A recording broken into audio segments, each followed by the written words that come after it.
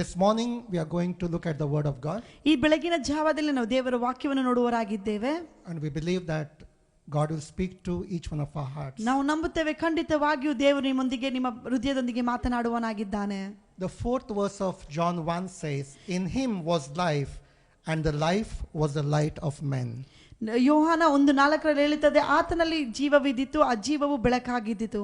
So this morning, even everywhere people are worried about life and everyone is speaking about death, we are going to speak about and focus on life.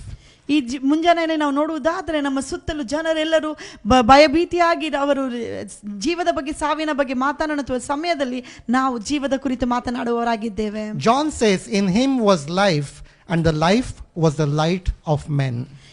ಯೋಹಾನನು ಹೇಳುತ್ತಾನೆ, ಆತನಲ್ಲಿ ಜೀವವಿದ್ದಿತ್ತು, ಆ ಜೀವವು ಮನುಷ್ಯರಿಗೆ ಬೆಳಕಾಗಿದ್ದಿತು. You know, the life of God and the light of God, they move together. ದೇವರ ಒಂದು ಜೀವನವು, ದೇವರ ಒಂದು ಬೆಳಕು, ಅದು ಒಟ್ಟಾಗಿ ನಡೆಯುವಂತದಾಗಿದೆ. Where there is life, there is always light. ಎಲ್ಲಿ ಜೀವವಿದೆಯೋ ಅಲ್ಲಿ ಖಂಡಿತವಾಗಿಯೂ ಬೆಳಕು ಇರುತ್ತದೆ. You know, even when the life from heaven in the form of Jesus Christ came to this world, ಯಾವ ರೀತಿಯಲ್ಲಿ ದೇವರ ಒಂದು ಜೀವವು ಈ ಲೋಕಕ್ಕೆ ಬೆಳಕಾಗಿ ಬಂದಿತು, a shining star brought the message of his birth to the wise men. ಮಿಂಚುವಂತ ಒಂದು ನಕ್ಷತ್ರವು ಆತನ ಒಂದು ಸುದ್ದಿಯನ್ನು ತರುವಂತದಾಗಿತ್ತು. And even as that life was hanging on the cross, we see darkness enveloping the world. ನಾವು ಅದೇ ಒಂದು ಜೀವವು ಕ್ರೂಜೆಯಲ್ಲಿ ಹಾಕಲ್ಪಟ್ಟಾಗ ಈ ಲೋಕವು ಕತ್ತಲೆಯಲ್ಲಿ ಆವರಿಸಿಕೊಳ್ಳುವುದನ್ನು ನಾವು ಕಾಣುತ್ತೇವೆ. That's how it works in the kingdom of God. ಇದೇ ರೀತಿಯಲ್ಲಿ ದೇವರ ರಾಜ್ಯದಲ್ಲಿ ಕೆಲಸ ಮಾಡುವಂತಾಗಿರುತ್ತದೆ. The life and the light, they go together. ದೇವರ ಜೀವವು, ದೇವರ ಬೆಳಕು ಒಟ್ಟಾಗಿ ನಡೆಯುವಂತದಾಗಿದೆ. If you are in darkness today, ನೀವು ಈ ದಿನದಲ್ಲಿ ನೀವು ಕತ್ತಲೆಯು ನಿಮ್ಮನ್ನು if you are ಆವರಿಸಿಕೊಂಡಿರುವುದಾದರೆ, experiencing darkness in your life today, ನಿಮ್ಮ ಜೀವಿತದಲ್ಲಿ ಕತ್ತಲೆಯು ಆವರಿಸಿಕೊಂಡಿರುವುದಾದರೆ, probably you are not even having the life of God in you. ಯಾಕೆಂದರೆ ಅದರ ಒಂದು ಚಿಹ್ನೆಯು ನಿಮ್ಮ ಜೀವಿತದಲ್ಲಿ ದೇವರ ಒಂದು ಜೀವನವಿಲ್ಲ. You may be living a physical life, ನೀವು ಶಾರೀರಿಕವಾಗಿ ನೀವು ಜೀವಿಸುತ್ತಿರಬಹುದು, but if the life of God is not within you, ಅದು ದೇವರ ಒಂದು ಜೀವವು ನಿಮ್ಮಲ್ಲಿ ಇಲ್ಲದಿದ್ದರೆ everything will look dark to you. ಎಲ್ಲ ಒಂದು ಪರಿಸ್ಥಿತಿ ಎಲ್ಲವೂ ನಿಮಗೆ ಕತ್ತಲಾಗಿ ಕಾಣುವುದು. Especially during these times, ಮುಖ್ಯವಾಗಿ ಈ ಒಂದು ಸಮಯದಲ್ಲಿ, when we are going through a dark phase all over the world, ಈ ಲೋಕ ಸುತ್ತಲೂ ಒಂದು ಕತ್ತಲೆ ಆವರಿಸಿಕೊಂಡು ಇರುವಂತ ಸಮಯದಲ್ಲಿ, many are worried and many are concerned. ಎಲ್ಲ ಜನರು ಗಲಿಬಿಲಿಗೊಂಡಿದ್ದಾರೆ, ಅವರು ಭಯಭೀತಿಯರಾಗಿದ್ದಾರೆ. You know, science and technology can help us only to a certain extent. ವಿಜ್ಞಾನವು, ಎಲ್ಲ ಟೆಕ್ನಾಲಜಿಗಳು ಒಂದು ಹಂತದವರೆಗೆ ಮಾತ್ರ ನಮಗೆ ಸಹಾಯ ಮಾಡಲು ಸಾಧ್ಯ. And man was depending on technology and science and thinking that we have solved all the riddles of life. ಎಲ್ಲ ಒಂದು ಮನುಷ್ಯರು ವಿಜ್ಞಾನದ ಮೇಲೆ, ಟೆಕ್ನಾಲಜಿಗಳ ಮೇಲೆ ಆತುಕೊಂಡು ನಮ್ಮ ಜೀವಿತದ ಎಲ್ಲದಕ್ಕೆ ಉತ್ತರ ಸಿಕ್ಕಿದೆ ಎಂದು ಅನಿಸಿಕೊಂಡಿರಬಹುದು. But a small insignificant virus was able to give a wake up call to man, ಒಂದು ಚಿಕ್ಕದಾದಂತ ಒಂದು ವೈರಸ್ ಎಲ್ಲರನ್ನು ಎಚ್ಚರಿಸುವಂತದಾಗಿದೆ and show him that man doesn't have all the answers. ಈ ಒಂದು ಕಾರ್ಯವು ಗುರುತಿಸುವುದು ಏನೆಂದರೆ ಮನುಷ್ಯನಿಗೆ ಎಲ್ಲದ ಒಂದು ಅಧಿಕಾರವಿಲ್ಲ ಎಂದು. You know, we have rockets that go to Mars. ನಮಗೆ ಗೊತ್ತು, ರಾಕೆಟ್ಸ್ ಗಳು ಮಾರ್ಸ್ಗೆ ಹೋಗುವಂತ, ಪ್ಲಾನೆಟ್ಗೆ ಹೋಗುವಂತ ರಾಕೆಟ್ ಗಳಿವೆ. But today our planes are stranded in the airports. ಆದ್ರೆ ಈ ದಿನದಲ್ಲಿ ನಾವು ನೋಡುವುದಾದರೆ ನಮ್ಮ ಎಲ್ಲ ಒಂದು ವಿಮಾನಗಳು ಎಲ್ಲ ನಿಂತುಹೋದದಾಗಿದೆ. People are unable to move from city to city. ಜನರು ಒಂದು ರಾಜ್ಯದಿಂದ ಇನ್ನೊಂದು ರಾಜ್ಯಕ್ಕೆ, ಪಟ್ಟಣಕ್ಕೆ ಹೋಗಲು ಕಷ್ಟವಾಗಿದೆ. Stock markets are crashing all over the world. ಎಲ್ಲ ಸ್ಟಾಕ್ ಮಾರ್ಕೆಟ್ ಎಲ್ಲ ಲೋಕದಲ್ಲಿ ಇಡೀ ಕಡಿಮೆಯಾಗಿದೆ. Those who put their trust in their savings and investments are wondering what is happening. ಯಾರೆಲ್ಲ ತಮ್ಮ ಭರವಸೆಯನ್ನು ಎಲ್ಲ ಇನ್ವೆಸ್ಟ್ಮೆಂಟ್ ಮತ್ತು ಸೇವಿಂಗ್ ಗಳಲ್ಲಿ ಹಾಕಿದ್ದಾರೋ ಏನಾಗುತ್ತದೆ ಎಂದು ಅವರು ಭಯಭೀತಿಯರಾಗಿದ್ದಾರೆ. Medical sciences have grown. Medical science ಗಳು ಬೆಳೆಯುತ್ತಲಿದೆ. But no one has an answer for the issues that they are facing today. ಆದ್ರೆ ಇಲ್ಲಿರುವಂತ ಸಮಸ್ಯೆಗೆ ಯಾರಿಂದಲೂ ಉತ್ತರ ಇನ್ನೂ ಸಹ ಕಂಡು ಬರಲಿಲ್ಲ. So even everything in the future, everything around us looks dark and without an answer. ನಮ್ಮ ಸುತ್ತಲೂ ಎಲ್ಲವನ್ನು ನೋಡುವುದಾದರೆ ಕತ್ತಲೆಯಿಂದಲೂ ಅದಕ್ಕೆ ಉತ್ತರವಿಲ್ಲದೆ ತುಂಬುವಂತದಾಗಿದೆ. There is one place where we can run to and find answer. ಆದ್ರೆ ಒಂದು ಸ್ಥಳವಿದೆ, ಆ ಸ್ಥಳಕ್ಕೆ ನಾವು ಓಡುವುದಾದರೆ ನಮಗೆ ಖಂಡಿತವಾಗಿ ಅದಕ್ಕೆ ಉತ್ತರವನ್ನು ನಾವು ಪಡೆಯುತ್ತೇವೆ. And that is the word of God. ಅದೇ ದೇವರ ವಾಕ್ಯವಾಗಿದೆ. Because his word is settled in heaven for eternity. ಆತನ ವಾಕ್ಯವು ಪರಲೋಕದಲ್ಲಿ ನಿತ್ಯ ನಿರಂತರವೂ ಅದು ಇರುವಂತದ್ದಾಗಿದೆ. The author of that word is the same yesterday, today and forever. ಈ ಈ ವಾಕ್ಯದ ಒಂದು ಮುಖ್ಯವಾದ ವ್ಯಕ್ತಿಯು ಆತನ ನಿನ್ನೆ ಇಂದು ಎಂದು ಮಾರ್ಪಡದವನಾಗಿದ್ದಾನೆ. So the answers that he provides are valid and they work even today. ಆತನು ಕೊಡುವಂತ ಪ್ರತಿಯೊಂದು ಉತ್ತರವು ಈ ದಿನಕ್ಕೂ ಸಹ ಆದರೂ ಉತ್ತರವನ್ನು ಕೊಡುವಂತಾಗಿದೆ. So if you are facing darkness in your future, ನಿಮ್ಮ ಜೀವಿತದಲ್ಲಿ ನಿಮ್ಮ ಭವಿಷ್ಯದಲ್ಲಿ ನೀವು ಕತ್ತಲೆಯನ್ನು ನೋಡುವುದಾದರೆ, you need to come to the giver of life. ಆದರೆ ನೀವು ಜೀವವನ್ನು ಕೊಡುವ ತನ್ನ ಬಳಿಗೆ ಬರಬೇಕಾಗಿದೆ. Because when life comes, light also will come. ಯಾಕಂದರೆ ಜೀವನವು ಬಂದಾಗ ಅಲ್ಲಿ ಬೆಳಕು ಸಹ ಬರುತ್ತದೆ. The darkness will disappear. ಆಗ ಕತ್ತಲೆಯು ಮರೆಯಾಗುತ್ತದೆ. You know, there are 3 phases a child of God goes through in his life. ಒಂದು 3 ರೀತಿಯಾದಂತ ಕಾರ್ಯಗಳು ಅಥವಾ ಹಂತಗಳು ದೇವರ ಮಕ್ಕಳು ಹಾದು ಹೋಗುತ್ತಾರೆ. In the beginning, you are number 1, the receiver of life. ನೀವು ಮೊದಲನೇದಾಗಿ ದೇವರ ಒಂದು ಜೀವನವನ್ನು ಪಡೆದುಕೊಳ್ಳುವವರಾಗಿರುತ್ತೀರಿ. Number 2, you grow to the next phase, which is the holder of life. ನೀವು ಎರಡನೇ ಹಂತಕ್ಕೆ ಹೋಗುವಂತಾಗ ಆ ಒಂದು ಜೀವನವನ್ನು ಹಿಡಿದುಕೊಳ್ಳುವವರಾಗಿರುತ್ತೀರಿ. And number 3, the third phase, where you enter to become a giver of life. ಮೂರನೆಯದು ನೀವು ಜೀವವನ್ನು ಕೊಡುವವರಾಗಿ ಮಾರ್ಪಡುತ್ತೀರಾ. Receiver, ಪಡೆದುಕೊಳ್ಳುವುದು, holder, ಅದನ್ನು ಜೋಪಾನವಾಗಿ ಹಿಡಿದುಕೊಳ್ಳುವುದು, and giver. ಮೂರನೆಯದಾಗಿ ಕೊಡುವುದು. God's purpose for you in life is this: ದೇವರ ಒಂದು ನಿಮ್ಮ ಜೀವಿತದ ಕುರಿತಾದಂತ ಇಚ್ಛೆಯು ಇದಾಗಿದೆ, that you receive the light of the word into your heart, the giver of life. ದೇವರು ನಿಮಗೆ ಕೊಡುವಂತ ಜೀವನವನ್ನು ನೀವು ಪಡೆದುಕೊಳ್ಳುವುದು. It comes when you open your heart to the word of God. ನೀವು ಯಾವ ಸಮಯದಲ್ಲಿ ದೇವರ ವಾಕ್ಯಕ್ಕೆ ಕಿವಿ ಕೊಡುತ್ತೀರೋ ಆ ಸಮಯದಲ್ಲಿ ಆ ಜೀವನವು ನಿಮಗೆ ಬರುತ್ತದೆ. Receive the Son of God Jesus as your Lord and Savior. ದೇವರನ್ನು ಯಾವ ಸಮಯದಲ್ಲಿ ಆತನೇ ದೇವರು ಕರ್ತನೆ ಎಂದು ನಂಬುವಂತ ಸಮಯದಲ್ಲಿ, and then light enters your heart. ಆ ಸಮಯದಲ್ಲಿ ಬೆಳಕು ನಿಮ್ಮ ಹೃದಯಕ್ಕೆ ಒಳಗೆ ಬರುತ್ತದೆ. When you receive the Son of God, the darkness disperses and the light comes in. ನೀವು ದೇವರ ಮಗನನ್ನು ನೀವು ಪಡೆದುಕೊಳ್ಳುವಂತ ಸಮಯದಲ್ಲಿ ನಿಮ್ಮಲ್ಲಿರುವಂತ ಎಲ್ಲ ಕತ್ತಲೆಯು ಮರೆಯಾಗಿ ಬೆಳಕು ಬರುತ್ತದೆ. Your position from sinner now changes to a saint. ಈಗ ನೀವು ಪಾಪಿಯಾಗಿರುವಂತ ನಿಮ್ಮ ಒಂದು ಸ್ಥಾನವು ಒಂದು ದೇವರ ಒಂದು ಸಂತರಾಗಿ ನೀವು ಮಾರ್ಪಡುತ್ತೀರಿ. Wickedness is transformed to righteousness. ನಿಮ್ಮಲ್ಲಿರುವಂತ ಕುರುಕುತನಗಳು ಅದು ಒಳ್ಳೆಯ ರೀತಿಯಾಗಿ ಮಾರ್ಪಡುತ್ತದೆ. Curse is transformed to blessing. ನಿಮ್ಮಲ್ಲಿರುವಂತ ಶಾಪಗಳು ಅದು ಆಶೀರ್ವಾದವಾಗಿ ಮಾರ್ಪಡುತ್ತದೆ. And everyone who seeks to know God, everyone who calls upon the name of the Lord, Bible says, will be saved. ದೇವರ ವಾಕ್ಯ ಹೇಳುತ್ತದೆ, ಪ್ರತಿಯೊಂದು ಮನುಷ್ಯನು ಆತನ ಹೆಸರಿಟ್ಟು ಕರೆಯುವುದಾದರೆ ಖಂಡಿತವಾಗಿ ಆತನಿಗೆ ರಕ್ಷಣೆ ಉಂಟಾಗುತ್ತದೆ. So as a receiver, you receive salvation, you receive healing. ನೀವು ಪಡೆದುಕೊಳ್ಳುವವರಿರುವಂತ ನೀವು ಆತ ಒಂದು ರಕ್ಷಣೆಯನ್ನು ನೀವು ಆತನ ಪಡೆದುಕೊಳ್ಳುತ್ತೀರಾ. You receive the blessings of God, you receive the presence of God. ದೇವರ ಒಂದು ಆಶೀರ್ವಾದವು ಆತನ ಒಂದು ಸನ್ನಿಧಿಯನ್ನು ಪಡೆದುಕೊಳ್ಳುವರಾಗಿರುತ್ತೀರಿ. That's why you are a receiver. ಅದಕ್ಕೆ ನೀವು ಅದನ್ನು ಪಡೆದುಕೊಳ್ಳುವರಾಗಿ ಮಾರ್ಪಡುತ್ತೀರಿ. You know, God has promised that everyone who comes to him will receive. ದೇವರ ವಾಕ್ಯ ಹೇಳುತ್ತದೆ, ಪ್ರತಿಯೊಬ್ಬರು ಆತನ ಬಳಿಗೆ ಬರುವಂತ ಪ್ರತಿಯೊಬ್ಬರಿಗೆ ಆತನ ಕೊಡುವಾತನಾಗಿದ್ದಾನೆ. Some of us come to him for our blessings. ನಾವು ಸ್ವಲ್ಪ ಜನ ನೋಡುವುದಾದರೆ ಕೇವಲ ಆಶೀರ್ವಾದಕ್ಕಾಗಿ ಆತನ ಬಳಿಯಲ್ಲಿ Some of us come to him for healings. ಸ್ವಲ್ಪ ಜನರು ತನ್ನ ಸ್ವಸ್ಥತೆಗಾಗಿ ಆತನ ಬಳಿಯಲ್ಲಿ ಬರುತ್ತಾರೆ. But you know what? ಆದರೆ ನಿಮಗೆ ಗೊತ್ತಿದೆಯೋ, he is more than that. ಆತನ ಅದಕ್ಕಿಂತ ಹೆಚ್ಚಾಗಿರುವ ಆತನಾಗಿದ್ದಾನೆ. He wants to give himself to us. ಆತನನ್ನೇ ನಮಗಾಗಿ ಕೊಡಲು ಇಷ್ಟಪಡುವನಾಗಿದ್ದಾನೆ. If you receive every blessing from God but not his son Jesus Christ, ನೀವು ಪ್ರತಿಯೊಂದು ಆಶೀರ್ವಾದವನ್ನು ದೇವರಿಂದ ಪಡೆದುಕೊಂಡು ಆತನ ಮಗನನ್ನು ಪಡೆದುಕೊಳ್ಳದಿದ್ದರೆ, then you are a sore loser. ನೀವು ನಿಮ್ಮ ಆತ್ಮವನ್ನು ಕಳೆದುಕೊಳ್ಳುವರಾಗಿದ್ದೀರಿ. Because blessings may come and blessings may go. ಆಶೀರ್ವಾದವು ಬರುತ್ತದೆ, ಆಶೀರ್ವಾದವು ಹೋಗುತ್ತದೆ. But there is one blessing which will never leave you. ಆದರೆ ಒಂದು ಆಶೀರ್ವಾದ ಅದು ನಿಮ್ಮನ್ನು ಬಿಟ್ಟು ಹೋಗುವುದೇ ಇಲ್ಲ. And that is the very presence of Jesus. ಅದು ದೇವರ ಒಂದು ಪ್ರಸನ್ನತೆ ಆಗಿದೆ, ಯೇಸು ಸ್ವಾಮಿಯ ಪ್ರಸನ್ನತೆ ಆಗಿದೆ. Because he has promised never to leave us nor forsake us. ಯಾಕಂದ್ರೆ ಆತನು ವಾಗ್ದಾನ ಮಾಡಿದ್ದಾನೆ, ನಾನು ನಿಮ್ಮನ್ನು ತೊರೆದು ಬಿಡುವುದಿಲ್ಲ, ಕೈ ಬಿಡುವುದಿಲ್ಲ ಎಂದು. The oath that everyone takes when they get married. ನಾವು ಪ್ರತಿಯೊಬ್ಬರು ಮದುವೆ ಆಗುವಂತ ಸಮಯದಲ್ಲಿ ಒಂದು ವಾಗ್ದಾನವನ್ನು ಪಡೆದುಕೊಳ್ಳುತ್ತಾರೆ. They say in health or in sickness. ಅವರು ಹೇಳುತ್ತಾರೆ, ಒಂದು ಆರೋಗ್ಯದಲ್ಲೂ ಅನಾರೋಗ್ಯದಲ್ಲೂ, in poverty or riches. ಬಡತನದಲ್ಲೂ ಐಶ್ವರ್ಯದಲ್ಲೂ. Sometimes men or women may not fulfill that promise. ಆದ್ರೆ ಎಷ್ಟೋ ಬಾರಿ ನಾವು ನೋಡುವುದಾದ್ರೆ ಮನುಷ್ಯರು ಆ ಒಂದು ಅವರು ಕೊಟ್ಟಿರುವಂತಹ ವಾಗ್ದಾನವನ್ನು ನೆರವೇರ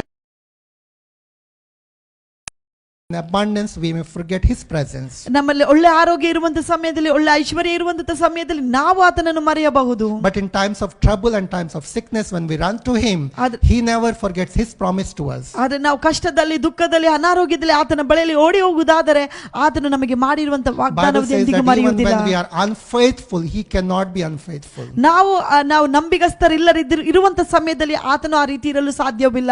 ಆತನು ನಂಬಿಗಸ್ತನಾಗಿರುತ್ತಾನೆ. Because He is a faithful God. ಆತನು ನಂಬಿಗಸ್ತನಾಗಿರುವಂತ ದೇವನಾಗಿದ್ದಾನೆ. So the first phase is we are receiver. ನಾವು ಮೊದಲನೇದಾಗಿ ನಾವು ಪಡೆದುಕೊಳ್ಳುವರಾಗಿರುತ್ತೇವೆ. Receiver of the grace of God. ದೇವರ ಒಂದು ಕೃಪೆಯನ್ನು ಪಡೆದುಕೊಳ್ಳುವರಾಗಿದ್ದೇವೆ. That transforms us from a sinner to a saint. ಆ ಒಂದು ಕಾರ್ಯವು ಪಡೆದುಕೊಳ್ಳುವಂತ ಸಮಯದಲ್ಲಿ ನಮ್ಮನ್ನು ಪಾಪಿಗಳಿಂದ ಸಂತರಾಗಿ ಅದನ್ನು ಮಾರ್ಪಡಿಸುತ್ತಾನೆ. Where there is an exchange, God exchanges our sins, our sicknesses and our curses.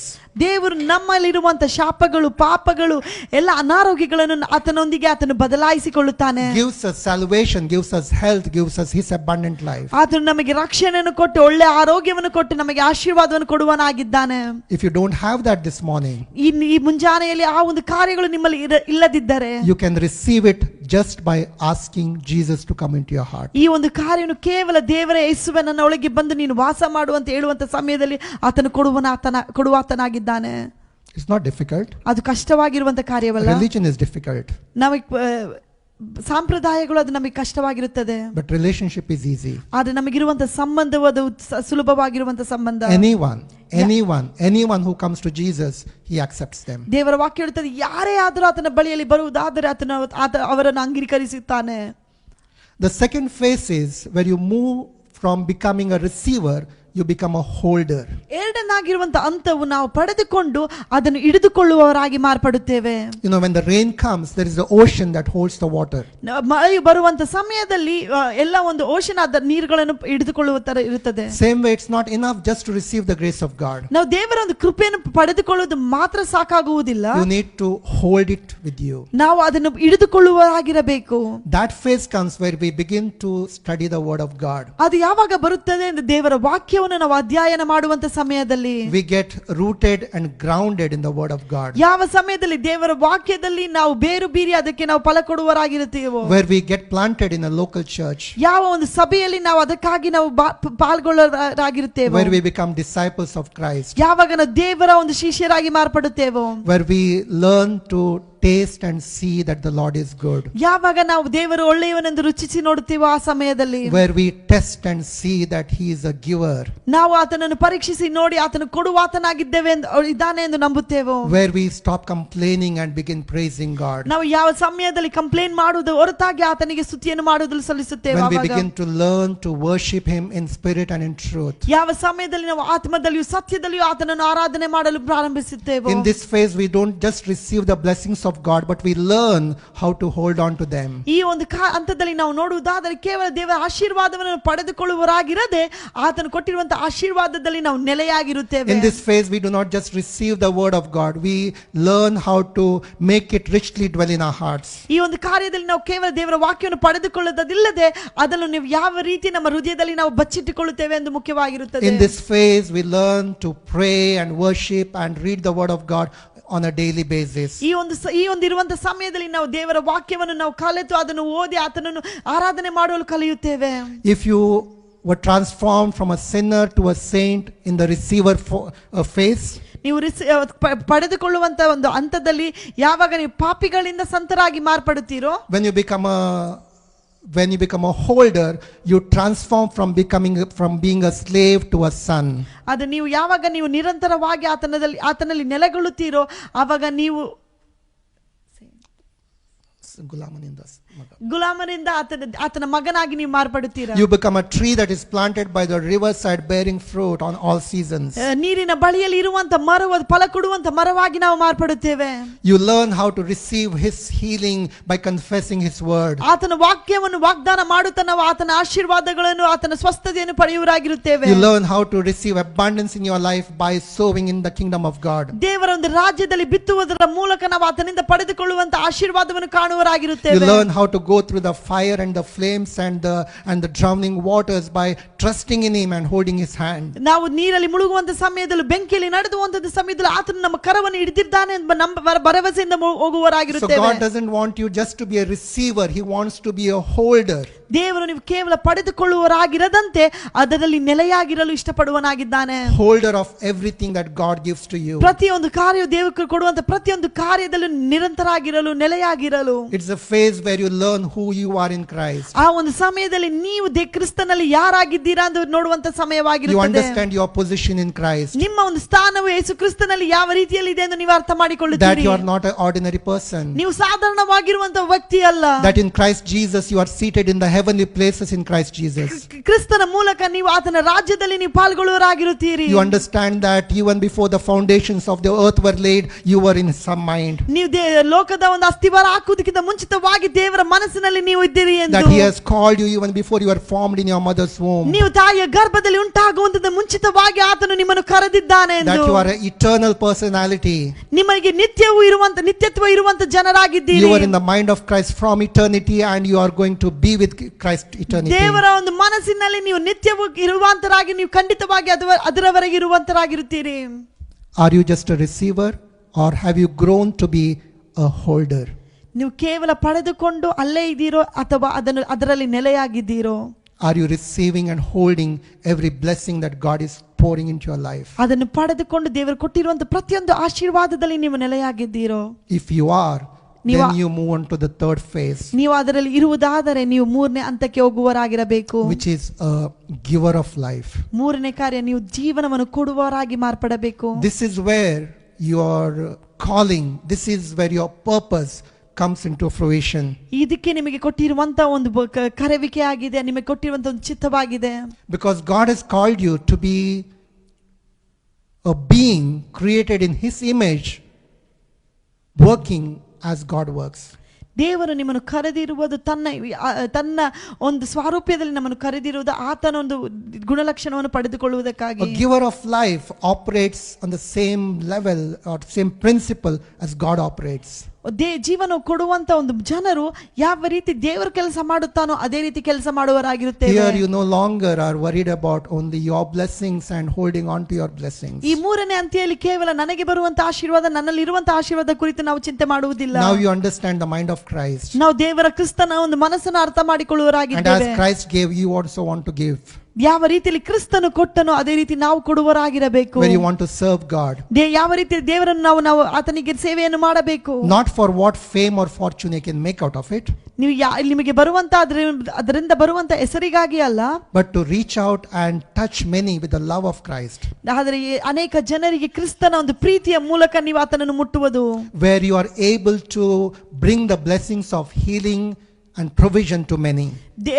ಅನೇಕ ಜನರಿಗೆ ದೇವರ ಒಂದು ಸ್ವಸ್ಥತೆಯನ್ನು ಆತನ ಅನುಗ್ರಹವನ್ನು ಕೊಡುವುದು. Where you understand that releasing the gift of forgiveness will bring God's forgiveness and God's abundance into your life. ಯಾವ ಸಮಯದಲ್ಲಿ ನೀವು ಬೇರೆಯವರಿಗೆ ಕ್ಷಮಾಪಣೆಯನ್ನು ನೀಡುವಂತ ಸಮಯದಲ್ಲಿ ದೇವರು ನಿಮ್ಮನ್ನು ಕ್ಷಮಿಸುವವನಾಗಿರುತ್ತಾನೆ. Where you understand that even as Moses was a leader, ಯಾವ ಸಮಯದಲ್ಲಿ ಮೋಶೆಯು ಒಂದು ಅಧಿಪತಿಯಾಗಿ ನಾಯಕನಾಗಿ ನಡೆಸಿದ್ದನು. You know what, many a times when we are facing an enemy, ಎಷ್ಟೋ ಬಾರಿ ನಮ್ಮ ಶತ್ರುವನ್ನು ನಾವು ಎದುರುಗೊಳ್ಳುವ ಸಮಯದಲ್ಲಿ we are concerned, we worry, the enemy is so big. ನಾವು ಎನಿಸಿಕೊಳ್ಳಬಹುದು, ನಮ್ಮ ಶತ್ರು ತುಂಬಾ ಉತ್ತಮನಾಗಿದ್ದಾನೆ, ದೊಡ್ಡವನಾಗಿದ್ದಾನೆ.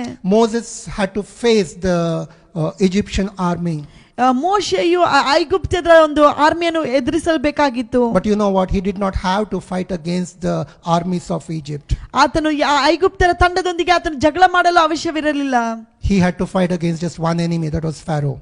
ಆತನು ಒಂದೇ ಒಂದು ಶತ್ರುವಿನ ಮುಂದೆ ಆತನು ಜಗಳ ಮಾಡಬೇಕಾಗಿತ್ತು, ಅದು ಫರೋವನ ಮುಂದೆ. When he defeated Pharaoh, the armies of Egypt were defeated. ಯಾವ ಸಮಯದಲ್ಲಿ ಫರೋವನನ್ನು ಆತನು ಡಿಫೀಟ್ ಮಾಡಿದನೋ ಆಗ ಆತನ ತಂಡವನ್ನು ಆತನು ನಾಶ ಮಾಡುವವನಾಗಿದ್ದಾನೆ. David did not have to fight against the Philistines. ದಾವೀದನು ಫಿಲಿಸ್ತಿಯರ ಎದುರಾಗಿ ಆತನು ಹೋರಾಟ ಮಾಡಲು ಬೇಕಾಗಿರಲಿಲ್ಲ. There were thousands of them. ಅಲ್ಲಿ 1000 ಜನರಿದ್ದರು. But God gave him one enemy. ಆದರೆ ಆತನಿಗೆ ಒಂದೇ ಒಂದು ಶತ್ರುವನ್ನು ದೇವರು ಕೊಟ್ಟನು. That was Goliath. ಆತನು ಕೊಟ್ಟಿದ್ದಂತ ಶತ್ರು ಅದು ಗೊಲಿಯಾತನಾಗಿದ್ದನು. The moment he defeated Goliath, the armies of Philistine were defeated. ಯಾವ ಸಮಯದಲ್ಲಿ ಗೋಲಿಯಾತನನ್ನು ಆತನು ನಾಶ ಮಾಡಿದನೋ ಆತನಲ್ಲಿರುವಂತ ಎಲ್ಲ ಒಂದು ಆತನ ಗುಂಪಿನವರು ನಾಶವಾದರು. Esther did not have to fight against all the people who were trying to attack the Israelites. ಎಸ್ತರಳು ತನ್ನ ಇಸ್ರಾಯೇಲರು ಆತಳಿಗೆ ವಿರೋಧವಾಗಿರುವಂತ ಎಲ್ಲ ಜನರೊಂದಿಗೆ ಹೋರಾಟ ಮಾಡಲು ಅವಶ್ಯವಿರಲಿಲ್ಲ. She had to destroy the plans of one enemy, Haman. ಹಮಾನಲ್ಲಿ ಇರುವಂತ ಎಲ್ಲ ಆಲೋಚನೆಗಳನ್ನು ಆತಳು ಮುರಿಯಬೇಕಾಗಿತ್ತು. When she defeated Haman, she could defeat all the plans that were made against Israel. Haman ಮಾಡಿರುವಂತ ಆತನೆಯನ್ನು ನಾವು ನಾಶ ಮಾಡಿದಂತ ಸಮಯದಲ್ಲಿ ಆತಳು ಮಾಡಿರುವಂತ ಎಲ್ಲ ಒಂದು ಆಲೋಚನೆಗಳನ್ನು ಆತಳು ನಾಶ ಮಾಡಲು ಸಾಧ್ಯವಾಯಿತು. Today you may be seeing financial collapse around you. ನಿಮ್ಮ ಜೀವಿತದಲ್ಲಿ ಎಲ್ಲ ಹಣಕಾಸಿನ ಕಾರ್ಯದಲ್ಲಿ ನೀವು ಬೀಳುವುದನ್ನು ನೋಡಿರಬಹುದು. You may be seeing disease spreading around you. ನಿಮ್ಮ ಸುತ್ತಲೂ ಒಂದು ಅನಾರೋಗ್ಯವು ಒಂದು ಕಾಯಿಲೆಗಳು ಹರಡುವುದನ್ನು ನೋಡಿರಬಹುದು. You may be seeing people dying around you. ನಿಮ್ಮ ಸುತ್ತಲೂ ಜನರು ಸಾಯುವುದನ್ನು ನೀವು ಕಾಣಬಹುದು. You may be seeing a bleak future in front of you. ನಿಮ್ಮ ಇಲ್ಲಿರುವಂತ ಒಂದು ಭವಿಷ್ಯವು ಅದು ಸಾಧಾರಣವಾಗಿರುವುದನ್ನು ನೀವು ಕಾಣಬಹುದು. But as a giver of life, God has not called you to fear and worry. ಆದರೆ ಜೀವನವನ್ನು ಕೊಡುವಂತ ದೇವರು ನಿಮ್ಮನ್ನು ಗಲಿಬಿಲಿಗೊಳ್ಳಲು ಆತನು ಇಷ್ಟಪಡುವುದಿಲ್ಲ. You do not have to worry about the virus. ನೀವು ವೈರಸ್ ಅನ್ನು ಕುರಿತು ನೀವು ಭಯಪಡುವುದು ಅವಶ್ಯವಿಲ್ಲ. You do not have to worry about poverty. ನಿಮ್ಮ ಸುತ್ತ ಇರುವಂತ ಬಡತನವನ್ನು ಕುರಿತು ನೀವು ಚಿಂತೆ ಮಾಡುವುದು ಅವಶ್ಯವಿಲ್ಲ. I want to tell you the name of the one enemy you have to face. ಅದು ನಿಮಗಿರುವಂತ ಒಂದೇ ಒಂದು ಶತ್ರುವನ್ನು ನೀವು ಎದುರುಗೊಳ್ಳಲು ನಾನು ಆತನ ಹೆಸರನ್ನು ಹೇಳುತ್ತೇನೆ. And that is fear.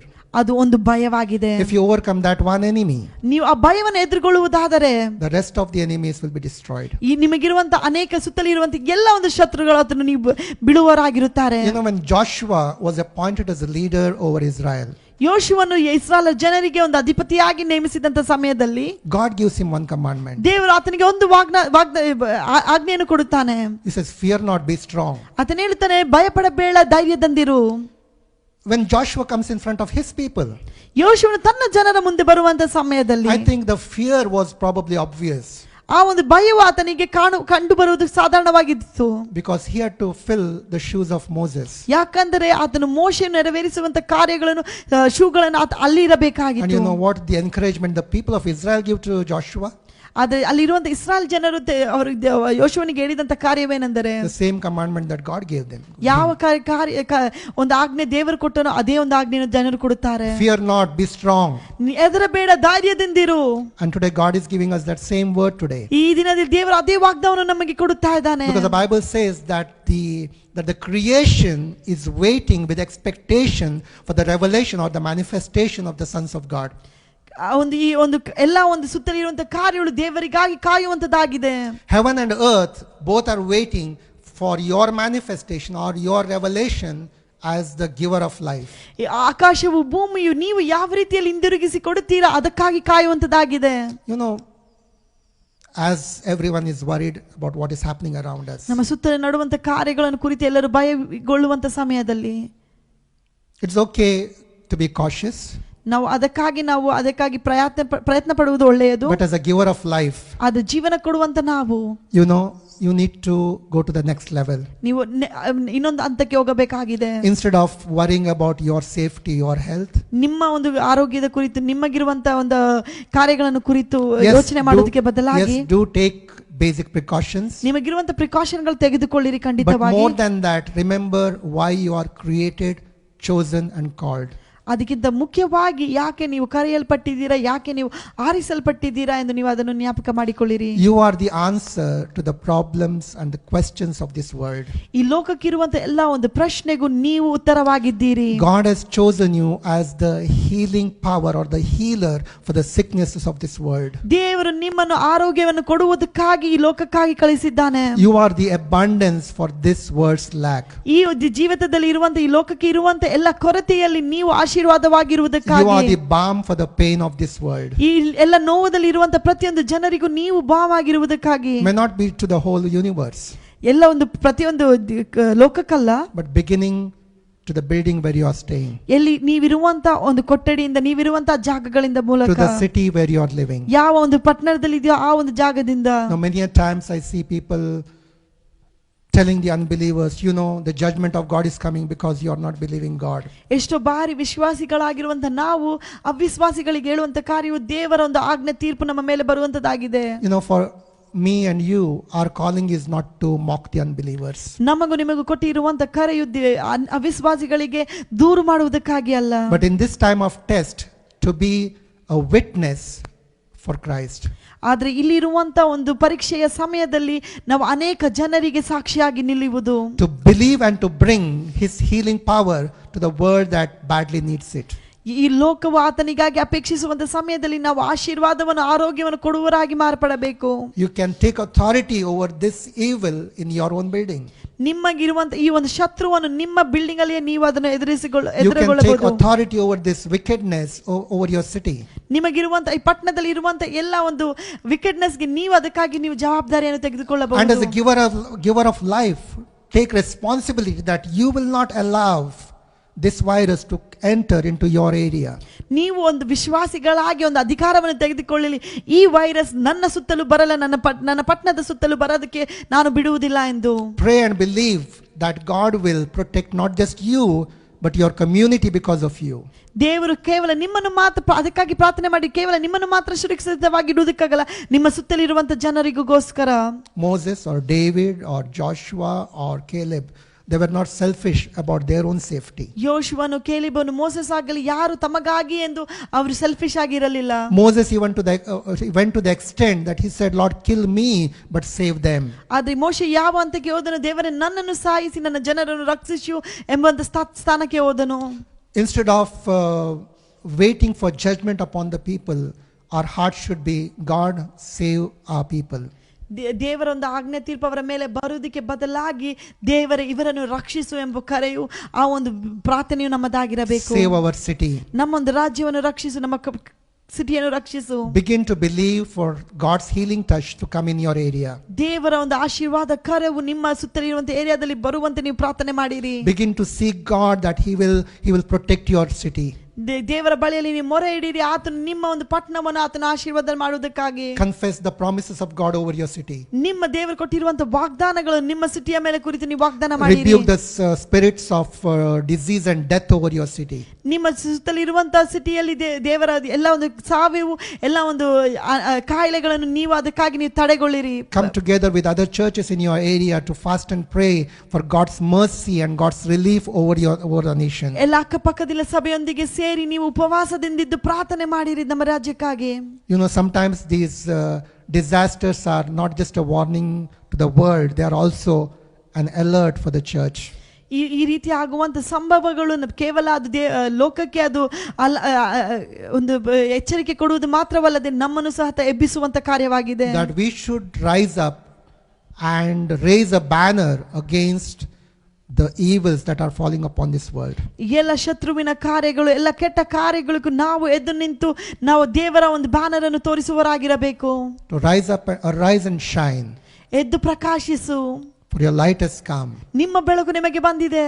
And you are that light. ನೀವೇ ಆ ಬೆಳಕಾಗಿದ್ದೀರಿ. Because the light of Christ may fall upon you. ಯಾಕಂದರೆ ದೇವರ ಒಂದು ಬೆಳಕು ನಿಮ್ಮ ಮೇಲೆ ಬೀಳುವಂತದಾಗಿದೆ. That is my prayer for you. ಅದೇ ನಮ್ಮ ಪ್ರಾರ್ಥನೆಯಾಗಿದೆ ಈ ದಿನದಲ್ಲಿ. That you will not just be a receiver of the light of Christ. ದೇವರ ಒಂದು ಬೆಳಕನ್ನು ಜೀವನವನ್ನು ಕೇವಲ ತೆಗೆದುಕೊಳ್ಳುವವರು ಮಾತ್ರವಲ್ಲದೆ you will learn to hold on to it. ಅದರಲ್ಲಿ ನೆಲೆಗೊಳ್ಳುವುದನ್ನು ನೀವು ಕಲಿಯಬೇಕು. And then begin to give it out. ಅದನ್ನು ಇತರರಿಗೆ ಕೊಡುವುದನ್ನು ನಾವು ಕಲಿಯಬೇಕು. Because the world today needs answers.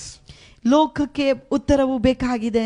And you are the answer for the world's questions. ಲೋಕಕ್ಕಿರುವಂತ ಪ್ರಶ್ನೆಗೆ ನೀವೇ ಉತ್ತರವಾಗಿದ್ದೀರಿ. I am the answer for the world's questions. ನಾನೇ ಈ ಲೋಕಕ್ಕೆ ಉತ್ತರವಾಗಿದ್ದೇನೆ. We are the answers for the world's questions. ನಾವೆಲ್ಲರೂ ಈ ಲೋಕಕ್ಕಿರುವಂತ ಪ್ರಶ್ನೆಗಳಿಗೆ ಉತ್ತರವಾಗಿದ್ದೇವೆ. A vaccine may take another 1 year to prepare. ಇದಕ್ಕಾಗಿ ಬರುವಂತ ಔಷಧಿಗಳು ಇನ್ನೊಂದು ವರ್ಷಗಳು ತೆಗೆದುಕೊಳ್ಳಬಹುದು. The world can't wait for it. ಅದಕ್ಕಾಗಿ ಲೋಕವು ಕಾಯುವುದಿಲ್ಲ. But they have you and I. ಆದರೆ ಲೋಕಕ್ಕೆ ನಾವು ನೀವು ಇದ್ದೇವೆ. We have the weapon of prayer. ನಾವು ದೇವರ ಒಂದು ಪ್ರಾರ್ಥನೆಯ ಒಂದು ಅಸ್ತಿಭಾರವನ್ನು We ಹಾಕಿಕೊಂಡಿದ್ದೇವೆ. have the weapon of the word of God. ದೇವರ ವಾಕ್ಯವು ನಮ್ಮ ಬಳಿಯಲ್ಲಿದೆ. We have the weapon of faith. ನಮ್ಮ ಬಳಿ ನಂಬಿಕೆ ಇದೆ. We have the weapon of the presence and the power of God available to us. ದೇವರ ಒಂದು ಪ್ರಸನ್ನತೆಯು ಆತನ ಬಲವು ನಮ್ಮ ಮಧ್ಯದಲ್ಲಿದೆ. So instead of being fearful and sitting in our houses, ಭಯದಿಂದ ನಾವು ಮನೆಯಲ್ಲಿ ಕುಳಿತುಕೊಳ್ಳುವಂತ ಬದಲಾಗಿ let us remember that we are also the givers of life. ನಾವು ಒಂದನ್ನು ಜ್ಞಾಪಕ ಮಾಡಿಕೊಳ್ಳಬೇಕು, ನಾವು ಜೀವನವನ್ನು ಕೊಡುವವರಾಗಿದ್ದೇವೆ. We have authority to destroy the works of the enemy which Christ destroyed on the cross of Calvary. ಶತ್ರುವಿನ ಎಲ್ಲ ಕಾರ್ಯವನ್ನು ಯಾವ ರೀತಿ ಯೇಸು ಸ್ವಾಮಿ ಕ್ರೂಜಲ್ಲಿ ಮುರಿದಾಕಿದನೋ ಅದೇ ಒಂದು ಶಕ್ತಿಯು ನಮ್ಮ ಬಳಿಯಲ್ಲಿದೆ. The power of life is upon our tongues. Life and death is upon our tongues. ಜೀವನವು ಮರಣವು ನಮ್ಮ ಬಾಯ ನಾಲಿಗೆಯಲ್ಲಿದೆ. So let's give death to the viruses. ಸಾವನ್ನು ನಾವು ವೈರಸ್ಗೆ ಕೊಡೋಣ. Let's give life to the people around us. ನಮ್ಮ ಸುತ್ತಲಿರುವಂತ ಜನರಿಗೆ ನಾವು ಜೀವವನ್ನು ಕೊಡುವರಾಗಿರೋಣ. Because God is trusting on us. ಯಾಕಂದ್ರೆ ದೇವರು ನಮ್ಮ ಮೇಲೆ ನಿರೀಕ್ಷೆಯನ್ನು ಇಟ್ಟಿದ್ದಾನೆ. And the dying world is waiting for us. ಸಾಯುವಂತ ಲೋಕವು ನಮಗಾಗಿ ಕಾಯುತ್ತಲಿದೆ. Let's arise and shine. ನಾವು ಎದ್ದು ನಿಂತು ಪ್ರಕಾಶಿಸೋಣ. Let life come forth. ಜೀವನವು ಬರಲಿ and light come forth. ಅದರೊಂದಿಗೆ ಬೆಳಕು ಸಹ ಬರಲಿ. In Jesus name. ಯೇಸುವಿನ ನಾಮದಲ್ಲಿ. Amen. Amen.